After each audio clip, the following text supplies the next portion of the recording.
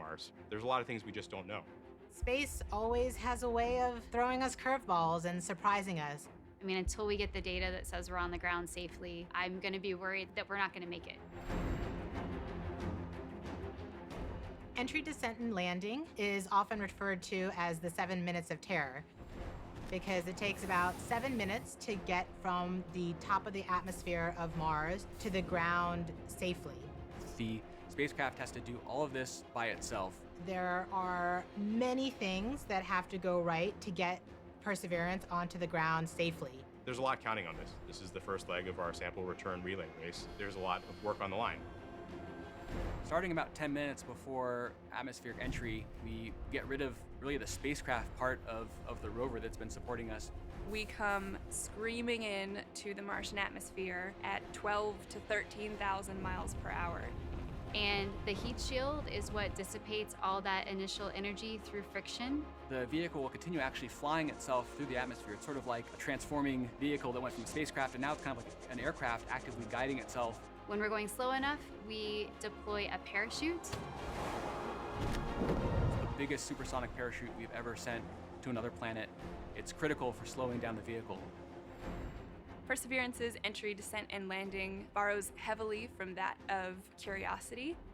But fundamentally, Perseverance is a different rover. She's bigger, she has different instruments. We've added a lot of smarts on the inside to make it more capable so that it can deal with the landing site that we've given it.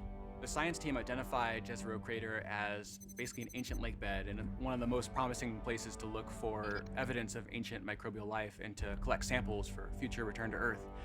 The problem is it's a much more hazardous place to land. You look at Jezero, all you see is danger. How do we go to a site that we never thought was safe enough to go to before? So the heat shield, which has protected us all the way through entry, is no longer necessary. We need to get that off so that we can actually see the ground. And we can see the ground in a couple different ways.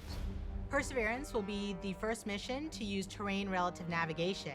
So while it's descending on the parachute, it will actually be taking images of the surface of Mars and determining where to go based on what it sees.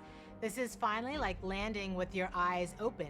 Having this new technology really allows Perseverance to land in much more challenging terrain than Curiosity or any previous Mars mission could. Amongst the rocks and the craters and the cliffs, these things are hazardous to the rover, but these are the things that are interesting to the scientists. Once Perseverance has figured out where she is, we jettison the back shell and parachute and light up our rockets. Those rockets help us steer to a safe landing spot that's nearby. That descent stage takes us all the way down to about 20 meters off the ground. That's when we start the sky crane maneuver. And once the rover has hit the ground, the descent stage will cut loose from the rover and fly away to a safe distance. Surviving that 7 minutes is really just the beginning for Perseverance. Its job, right, being the first leg of sample return, to go look for those signs of past life on Mars. All that can't start until we get Perseverance safely to the ground. And then that's when the real mission begins.